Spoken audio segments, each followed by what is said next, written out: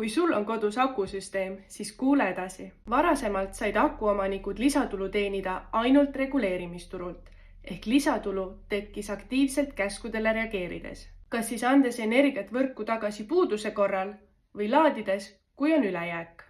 Nüüd on aga kilovati klientidele avatud ka võimsusturg. Võimsusturg maksab sulle lihtsalt valmisoleku eest. See tähendab, et sa annad võrguoperaatorile garantii, et kui võrk vajab kriitilistel hetkedel stabiliseerimist just nimelt reguleerimisturu käskudega, siis sinu aku on valmis seda tegema.